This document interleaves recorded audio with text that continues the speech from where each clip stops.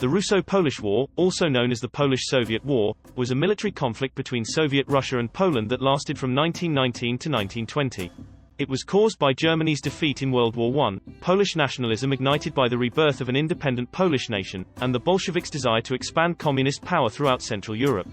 The Russo-Polish border was established following the Polish victory, and it existed until 1939. On November 11, 1918, Poland's independence was declared in Warsaw after Germany's defeat, yet German forces remained in control of the western half of the former Russian Empire.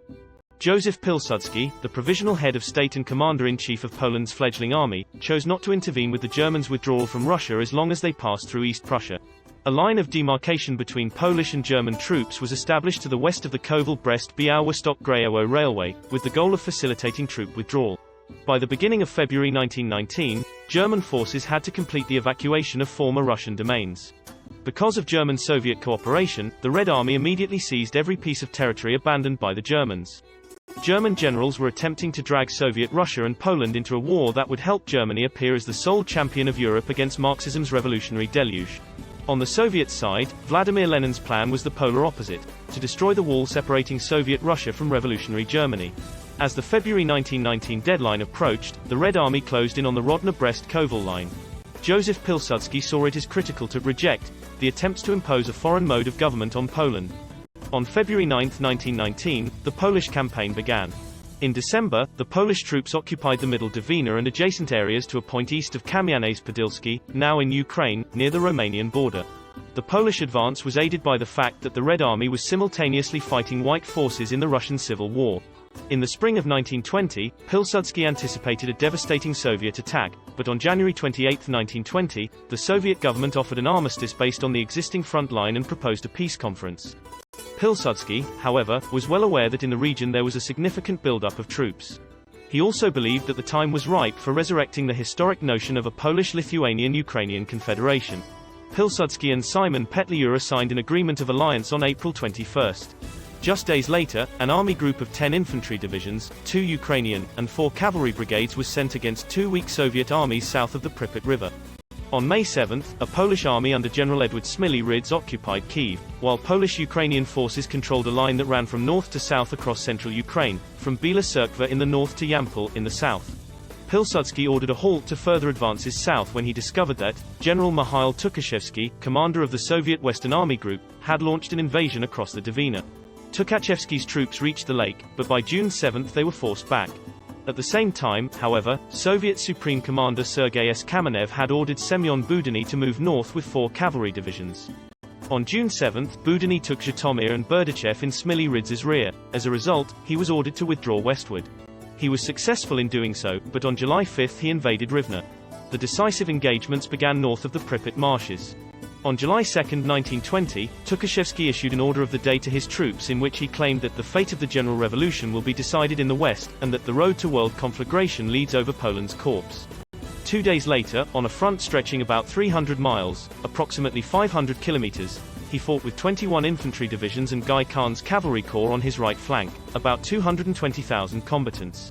The elderly Stanislaw Septycki's Polish military group, which comprised 12 infantry divisions and 1 cavalry brigade, about 120,000 troops, began a general withdrawal. On July 11, Minsk was captured by the Russians, followed on July 14 by Wilno, now Vilnius, Lithuania, and Grodno, now Rodno, Belarus. In less than a month, the Poles had lost virtually all of their previous year's accomplishments. The Russians now found themselves in a position to invade Poland. Trotsky, the Russian war commissar, was against pressing on, but Lenin gave political reasons precedence over the judgments of military experts. Many Poles were quick to join the Russian side because they hoped that the Red Army would be seen as revolutionary liberators. His viewpoint, which was strongly backed by many Polish communists who had switched sides, was that the Bolsheviks would be recognized as revolutionary liberators. Pilsudski's fighting spirit never wavered, despite the fact that the tide of war appeared to be turning against him. He dispatched his Prime Minister, Vladislav Grabski, and his top general staff, Tadeusz Rozwadowski, to the Supreme Allied Council in Belgium in order to acquire weapons and ammunition. The Western Allies made various promises of assistance, some of which did not come, as from the United Kingdom, or arrived too late, as from France. General Maxime Weygand, a Franco-British diplomatic and military mission, was sent by Marshal Pilsudski to Warsaw. Rozwadowski suggested Weygand be named chief of the Polish General Staff, but he wisely declined and joined instead as an advisor to Rozwadowski. Tukhachevsky, now pushing southward and westward once again, was still hoping to cross the Vistula at Plock in order to attack from the rear the defenders of Warsaw. At the beginning of August, after receiving intelligence on the Soviets' intentions, Pilsudski correctly predicted that they would try to capture Warsaw and issued a historic order of the day in which he stipulated, 1. That in the south the enemy should be stopped east of Lviv, now in Ukraine, 2.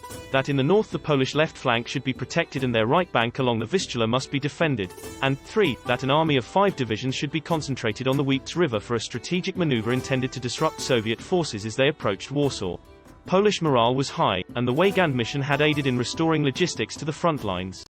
New bodies of troops were forwarded from depots in western Poland, and depleted units received fresh supplies of essential equipment.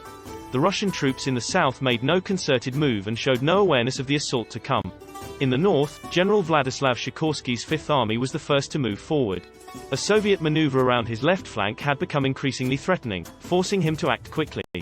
He moved out from Modlin Fortress in the north on August 14, immediately running into the Soviet 15th Army. On August 15-16, the Poles fought tenaciously. The sight of portions of the Soviet 4th Army in his left rear did not deter him. After dispatching supporting detachments to secure his flanks, Sikorski attacked again on August 17. His perseverance paid off, the Russians fled before him. Their retreat soon became a rout. The Battle of the Weeks River saw the Germans advance with their shock forces. The attack on the Soviet 16th Army's left flank came as a total surprise, and they offered little resistance. Pilsudski himself assumed command of the operation and began advancing with his shock units on August 16. The Poles advanced more than 50 miles, 80 kilometers, in the next 2 days. By August 18, the Soviet Third Army, which stretched between the 15th and 16th Armies, both destroyed by Sikorski, had retreated in utter confusion. In the area of Lomza, on the extreme Soviet right, their Fourth Army, which included some of the Red Army's most experienced regiments as well as the Cavalry Corps, had advanced across the Vistula between Toruń and Plock in a broad turning movement. When Churchill discovered these facts, he was furious and immediately ordered the War Office to prepare a briefing for him on the day of catastrophe. As they waited for the meeting to begin, both men were apprehensive. The War Department's map room at Baker Street remained understaffed due to low morale throughout London. The Fourth Army was readying itself to strike the Polish left flank when Sikorski suddenly advanced. Had the Soviets continued their assault as aggressively then, they might have succeeded, but they paused and were vanquished. Despite their half-hearted assaults against Sikorski's left, they made little progress, and it wasn't until August 20 that Tukhachevsky's order for a general retreat reached them. They penetrated the Polish lines on August 22 and 28 at Imlawa, now in Poland, and Chorzele, now in Poland, but on August 24 they met Pilsudski's Fourth Army at Kovno. They ignominiously fled over the East Prussian border without making an effort to attack. The Polish troops' speed was quite amazing. From August 16-25, the lead units of Poland's Second Army had traveled almost 200 miles, 320 kilometers. The Polish Fourth Army achieved a daily average of 25 miles, 40 kilometers. The Polish supply lines had been far surpassed, and the soldiers survived on the devastated countryside. By this time, Soviet resistance was so crushed that there was little concern of a counterattack, and the Polish troops had plenty of time to regroup. Tukhachevsky's effort to defend along the Seyni-Grodno-Volkovysk line resulted in another defeat, September 20-28. Polish forces recaptured almost all of the territory seized during 1919 by the beginning of October. The war came to an end with the signing of an armistice on October 12, 1920, and military action ceased 6 days later. The Treaty of Riga, signed on March 18, 1921, established Ukraine as a Soviet republic, but parts of Belarusia, Belarus, and Ukraine were transferred to Poland. Vilnius was still in dispute after the conclusion of World War I. The League of Nations arranged a limited armistice in which Vilnius was placed under Lithuanian authority and for talks to resolve all open border issues. Just days after the agreement was signed, however, a Polish army drove the Lithuanian troops out of the region and declared the foundation of a new central Lithuanian state. In 1922, Poland formally annexed Vilnius and the surrounding territory as part of its claim that was never recognized by Lithuania. Until 1938, Poland and Lithuania remained in an entrenched conflict. During the Battle of Warsaw, the Poles captured 66,000 prisoners of war, as well as 231 artillery pieces and 1,023 machine guns. Tens of thousands of Red Army soldiers surrendered in East Prussia and Lithuania during the Soviet collapse. Lenin regarded the war against Poland as a defensive reaction to the Allied intervention in the Russian Civil War. By attacking Poland, he declared during a secret party gathering, "We are also attacking the Allies. We are destroying the Versailles peace settlement by destroying the Polish army." In the end, after having established itself at Białystok, a Soviet-sponsored government for liberated Poland headed by Julian Marchlewski, Felix Dzerzhinsky, and Felix Kohn had to flee back to Moscow. Despite the signing of the armistice in October 1920, the Soviets delayed for almost 6 months in the hopes of obtaining more favorable conditions. The outbreak of the Kronstadt rebellion in March 1921 and the possibility of a broader uprising against Bolsheviks compelled the Soviets to sign a final peace agreement.